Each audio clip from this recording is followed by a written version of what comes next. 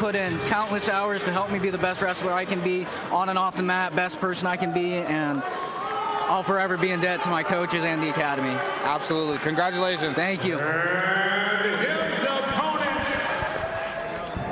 Chase Randall, your champion at 133 for Coast Guard. He's one of 2 wrestlers with an opportunity to win a national championship from Coast Guard tonight. The other will come at heavyweight. But 149 is where it starts to get real. Hayden Brown from Johnson & Wales wrestling on his home turf. Right now, the team lead is 1 point over Wartburg, 1.5 points over Augsburg. For a win, you get 4 points. Major decision 5, tech fall 5.5. A pin will earn you 6 points. Each of our top 3 teams has 2 wrestlers remaining in the field. This is so exciting. I just love it. Team race, everything is coming down, years, not just months of work. It's years of work, of investment, of support, again, of partnerships, teammates, to come down to a moment to win an NCAA title, maybe not just for yourself, but for your team. Nothing better than it. Angelo Nationals stands between Hayden Brown and a championship at 149. The thing is that Nationals is the undefeated wrestler in this matchup. He's 26-0. Hayden Brown is 35-1. He fell to Cooper Pontaladolfo, who we will see in the 157 championship coming up next. That was way back in November. And that's one of those things where you know that this young man hasn't ducked opportunities to compete. He's wrestling his losses to the national finalists at the weight class above. So he's been battle tested, and now here's another battle right in front of him.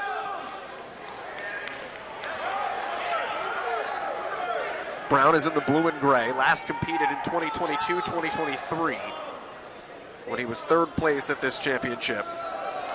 Started his career at 133. I really love that his coaches, the people around him, just allowed him to grow. Sometimes you get into college and you're maybe not at the right weight class. And, 2 years ago he's at 133. Now, obviously 16 pounds later, and he doesn't look like a small 149-pounder. It's not just growing physically, but it's growing mentally, too. I mean, Hayden Brown is a guy, tries to go in for the double. Good counter by Cintrone. Nothing doing. 2 minutes in. Momentarily was looking for some overhook action, maybe for a big opportunity, but just decided to move away from it. Brown's high school career ended on a disqualification that was questionable. Kind of fell out of love with wrestling a little bit. And when he got to Johnson & Wales, really kind of fell back in love with his passion. Comes from a wrestling family. His father is a coach. He considered some school named Iowa State. It was pretty good to you? Yeah, I had a good time there. Crowd getting into it with the home team. 30 seconds left to go in the first round. No scoring. I don't think they're booing. I think they're saying Jay Woo. Boo earns.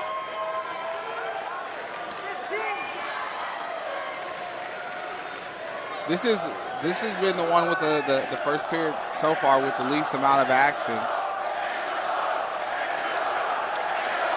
Oh my goodness! Do you hear that? That's the whole crowd outside of the Jay Woo contingent.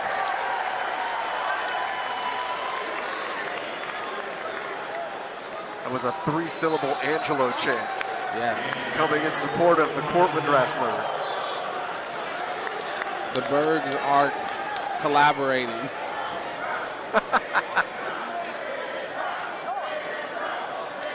Yeah, where your allegiances lie in Division III wrestling becomes fairly evident when Johnson & Wales is out there. Do you want the same old, or do you want some new history? Yes. Early escape, just starting down. So Hayden Brown now up 1-0. Man, Angelo lightning quick with a great awareness, runs the corner. Good defense, though, by Hayden Brown. Centron puts him down on the ground. Brown hanging out, trying to turn that corner. The J-Woo fans want the three. Centron's got to hang on to that grip. And he's building back to his feet, but his leg is caught up. That's the three. Takedown, Hayden Brown. Massive for Johnson and Wales. Came up against the hips, and just like that was great hip pressure from Brown.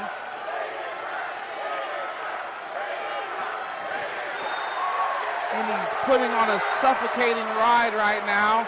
Riding time up to 20 seconds. The points and the scoring are going to matter. Lonnie Morris said earlier this week he felt like Johnson and Wales had left some points on the board in some earlier rounds. So knowing that Augsburg and Wartburg still have 2 wrestlers to go and Johnson and Wales has another, you don't just want a decision. Right. You're going to want a major. You're going to want a tech fall. Like, rack up what you can rack up here to defend your team lead. This match is not just about who's going to win at 149. Hell, this is about a team race. And Brown is doing his part for the team right now. Oh, he gets out of position a little bit. It was a good slip. He was trying to lock in his control of that right shoulder and a nice return as well. Plenty of time to work with. 35 seconds in the round. Working away from the middle, though. They're not going to penalize Brown for it. They let him go for quite a while. They'll now bring him back to center. Centron was just trying to crawl to safety. Yeah, needed a fresh restart. Like I said, Brown has done an amazing job. His energy looks great. Cortland wrestler Angelo seems to be feeling it a little bit. Trying to get away right away, an immediate return to the mat. Look for a sit out, nothing there. Brown trying to get him onto his shoulders. He has won 5 of his last 7 by fall. And the brick for review has just been thrown in for Cortland. I think he wants a locked hands call.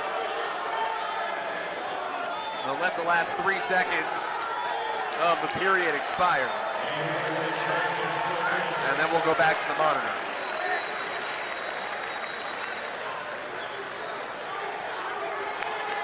And the officials just came over and said, I can't hear. Yeah. That's how loud it is in here right now.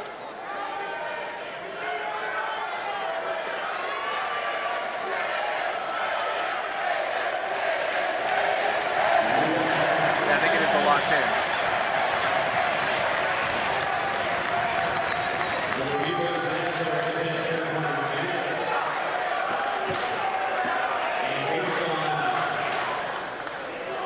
Tons of energy here in the Amica Mutual Pavilion. And Hayden Brown knows how to play into it. During the Parade of All-Americans earlier, I mean, like, that man needs an NIL deal with WWE because he was standing in the middle of the mat with his hands straight up in the air, turning around to all sides of the arena, asking for noise while everybody else was just standing there. He's relishing the moment. You can't, I love that he's at peace enough to just appreciate the moment where he's at and just like, you know what, I want to enjoy this. Call on the mat stands after further review. That challenge lost by Cortland. As we head to the final 2 minutes, round 3 with a 4-0 lead for Hayden Brown. Riding time is not locked up, but it is over a minute for Mr. Brown. Sitting at 118. That's the number on the left side of your screen, just inside the score. Angelo's really going to have to get that left hand working and looking for his attacks and add those attacks together. His fakes aren't really opening them up right now, so he's going to have to use his hands matched with his fakes to maybe have an opportunity to get to the legs of Brown. Centron in the red has not lost since his freshman season. 26-0 coming into this championship. He was 19-0 last year.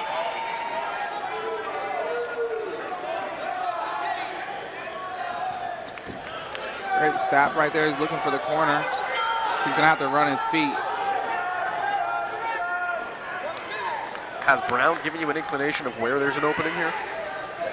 The only way he's going to be able to get to the leg is using his fakes to get Brown out of position and then using his hands to snap and then running corner or running angles. Right now he's just doing one snap and it's not enough. There he goes. He gets to the leg. He's up to his feet. Brown's done such a good job of avoiding the takedown though. Dating back to the first round. And he gets away again. Amazing defense right there from Brown.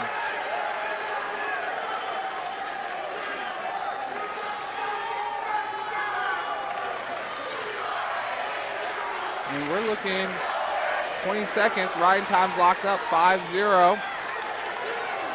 Now for Brown. It's just a decision at that point. 4 points would go in the favor of Johnson and Wales for the team score. Increases the team lead to 5 over Wartburg. 2 seconds left, 1, and that's a national championship for the number 1 seed, Hayden Brown.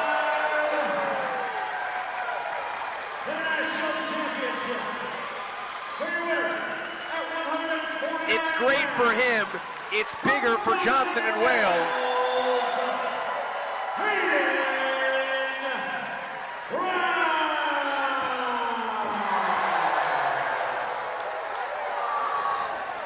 And you hear that big let's go.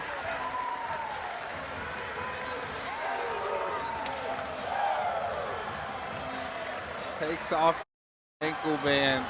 Congratulations to Hayden.